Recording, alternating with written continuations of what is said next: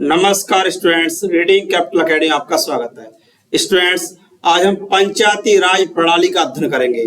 पंचायती राज प्रणाली की व्यवस्था संविधान के भाग 9 में अनुच्छेद 243 के खंड ए से ओ तक की गई है। इस तरह से भाग 9 पंचायती राज प्रणाली से संबंधित है। मित्रों, पंचायती राज प्रणाली राज्य सूची का विषय है। ये ग्रामीण स्तर पर पंचायतें कार्य करती हैं। यह राज्य सूची का विषय होता है। इनको 29 विषय दिए गए हैं। पंचायती राज प्रणाली में पंचायतों को ग्रामीण विकास के लिए 29 सब्जेक्ट्स दिए गए हैं। यह स्थानीय ग्रामीण लोकतंत्र का प्रतीक होती हैं। जो गांव में पंचायत होती हैं वह एक लोकतंत्र का आयाम होती हैं। यह लोकतंत्र ग्रामीण स्तर पर कार्य करता है। पंचायतों गठन की व्यवस्था अनुच्छेद 40 की गई थी। दरअसल जब संविधान बना था तब पंचायतों गठन की व्यवस्था अनुच्छेद 40 में कर दी गई थी। इसमें राज्य पर छोड़ दिया गया था कि राज्य पंचायतों का गठन करेंगे। बाद में 73वें संविधान संशोधन के द्वारा 73 अमेंडमेंट किया गया 1992 में। 73वें संविधान संशोधन द्वारा ये अनुसूची 11 जोड़ी गई। 73वें संविधान संशोधन के द्वारा अनुसूची 11 जोड़ी गई और भाग 9 में 15 उप अनुच्छेद जोड़े गए। इस तरह से भाग 9 में 15 उप अनुच्छेद जोड़े गए जो ए से ओ तक, या हम कह सकते हैं क से अड़ा तक, इस तरह से 15 उप अनुच्छेद जोड़े गए थे। ए से ओ तक भाग 9 में 15 उप अनुच्छेद जोड़े गए थे 73वें संविधान संशोधन के द्वारा। इस तरह से 24 अप्रैल 1993 को जब 73वां संविधान संशोधन लागू हो गया था तो 24 अप्रैल 1993 को लागू किया गया था। तो लागू करने की तिथि को अर्थात 24 अप्रैल को पंचायती राज दिवस मनाते हैं, क्योंकि 24 अप्रैल 1993 को 73वां संविधान संशोधन लागू कर दिया गया था। इस तरह से भाग 9 में अनुच्छेद 243 ए से ओ में जो पंचायतों के लिए व्यापक व्यवस्था की गई थी इसे 24 अप्रैल को लागू कर दिया था। इसलिए 24 अप्रैल को पंचायती राज दिवस मनाते हैं और पंचायती राज राज्य सूची का विषय है। पंचायतों को 29 विषय दिए गए हैं और 73वां संविधान संशोधन पंचायती राज प्रणाली से संबंधित है। अनुच्छेद 40 में पंचायतों के गठन की व्यवस्था की गई है। नेक्स्ट देखेंगे, 2 अक्टूबर 1959 को राजस्थान के नागौर से पंचायती राज प्रणाली की शुरुआत की जाती है। क्या होता है, 2 अक्टूबर को गांधी जी की जन्म जयंती पर राजस्थान के नागौर से पंचायती राज प्रणाली की शुरुआत की जाती है। ये आगे क्या होता है, 2 अक्टूबर 1952 को सामुदायिक विकास कार्यक्रम शुरुआत की गई थी। क्या होता है, सबसे पहले 2 अक्टूबर 1952 को सामुदायिक विकास कार्यक्रम शुरू किया गया था और इसकी सफलता को ध्यान रखते हुए बाद में 2 अक्टूबर 1959 को राजस्थान के नागौर से पंचायती राज प्रणाली की शुरुआत की गई थी। इस तरह से सामुदायिक विकास कार्यक्रम एक प्रकार का प्रयोग किया गया कार्यक्रम था जिसकी सफलता के बाद ही पंचायतों की शुरुआत की गई थी। नेक्स्ट है, पंचायतों आदर्श मॉडल देखा जाए तो यह दक्षिण भारत के चोल साम्राज्य से प्रभावित है। पंचायतों का जो आदर्श मॉडल है दक्षिण भारत के चोल साम्राज्य से प्रभावित है।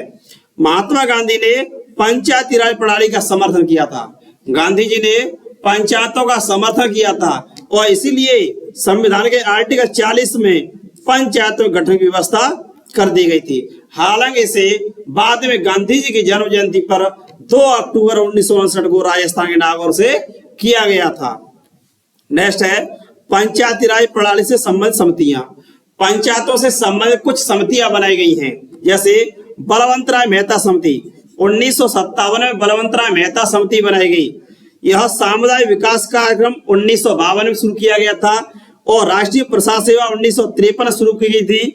इसकी समीक्षा के लिए यह समिति बनाई गई थी। इस तरह से सामुदायिक विकास कार्यक्रम और राष्ट्रीय प्रसार सेवा की सफलता को ध्यान में रखते हुए लोकतंत्र विकेंद्रीकरण के लिए पंचायतों को त्रिस्तरीय ढांचा के रूप में बनाया था। इस तरह से बलवंतराय मेहता समिति देखा जाए तो बलवंतराय मेहता समिति ने पंचायतों को त्रिस्तरीय 3 रूप में अपनाने की सिफारिश की थी। वो कौन सी थी? त्रिस्तरीय ढांचा, एक ग्रामीण स्तर पर पंचायतों की, तहसील पंचायत और जिला पंचायत। वर्तमान देखा जाए तो गांव स्तर पर उत्तर प्रदेश में ग्राम पंचायत होती है, क्षेत्र स्तर पंचायत होती है, जिला स्तर पर पंचायत होती है। इस तरह से बलवंत राय मेहता समिति ने पंचायतों को त्रिस्तरीय बनाने की सिफारिश की थी। कब की थी? 1957 में की थी। नेक्स्ट है अशोक मेहता समिति, यह 1977 में बनाएगी। 1977 में अशोक मेहता समिति बनाएगी।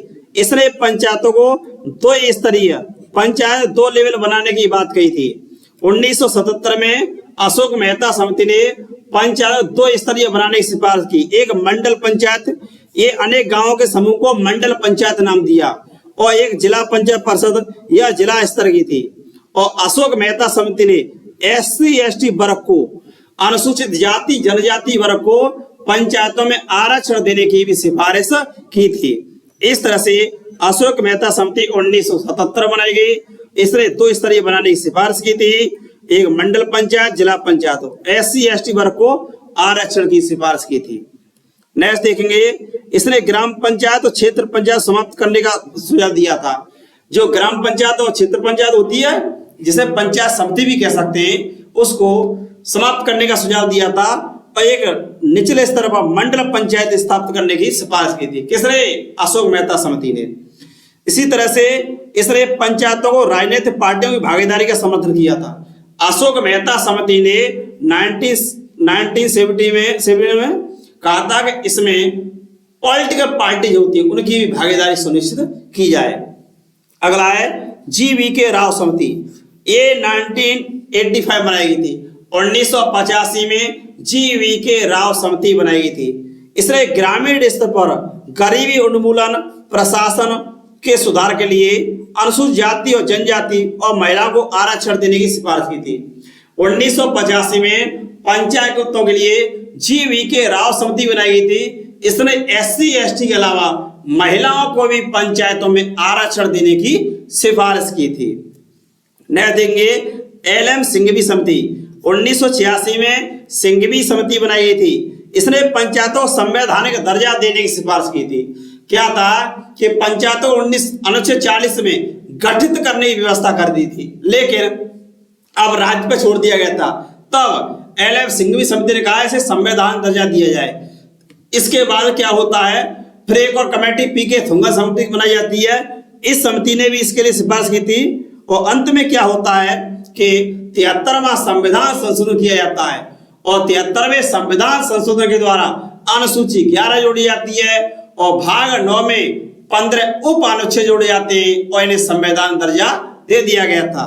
इस तरह से देखा जाए संवैधान दर्जा देने की सिफारिश की थी LM सिंघवी समिति ने 1986 में, और गैर राजनीतिक कराने की सिफारिश की थी। वर्तमान में उत्तर प्रदेश में देखा जाए तो पंचायत और चुनाव कैसा होता है? गैर राजनीतिक होता है। इस तरह से इसने गैर राजनीतिक कराने की भी सिफारिश की थी। PK थुंगा समिति 1989 बनाई गई। इस थुंगा समिति देखा जाए इसने भी पंचायतों को संवैधानिक दर्जा देने की सिफारिश की थी। थुंगा समिति भी पंचायतों को संवैधान दर्जा देने की सिफारिश करती है, और इसने पंचायतों सीधे भारत सरकार के संबंध में सिफारिश की थी। अर्थात पंचायत क्या होना चाहिए, इनके अनुसार केंद्रीय सूची में, संघ सूची में शामिल होना चाहिए, और भारत सरकार द्वारा इनको संचालित किया जाना चाहिए। इसने महिलाओं को भी आरक्षण देने की सिफारिश की थी। नेक्स्ट है दिलीप सिंह भूरिया समिति। इसने किया था, इसने अनुसूचित क्षेत्र हैं, जो ट्राइबल क्षेत्र हैं, जनजाति क्षेत्र हैं, उन क्षेत्रों में भी पंचायती राज प्रणाली लागू करने की सिफारिश की थी। दिलीप सिंह भूरिया समिति। इस तरह से देखा जाए LM सिंघवी समिति 1986 बनाई जाती है। LM सिंघवी समिति 1986 बनाई जाती है, संवैधानिक दर्जा देने की सिफारिश करती है। PK थुंगा समिति 1989 बनाई जाती है, इसने भी संवैधान दर्जा देने की सिफारिश की। और दिलीप सिंह भूरिया समिति 1996 बनाई जाती है। इसके द्वारा जनजाति क्षेत्र में जो अनुसूचित क्षेत्र हैं उसमें भी पंचायती राज प्रणाली लागू करने की सिफारिश की थी। इस तरह से मित्रों आज हमने पंचायतों के बारे में पढ़ा। अब आप जानेंगे कि संविधान के भाग 9 में पंचायती राज प्रणाली की व्यवस्था की गई है, और इसके उप अनुच्छेद हैं ए से ओ तक जो 15 उप अनुच्छेद हैं उसमें पंचायती राज प्रणाली को व्यापक रूप से शक्तियां प्रदान की गई हैं।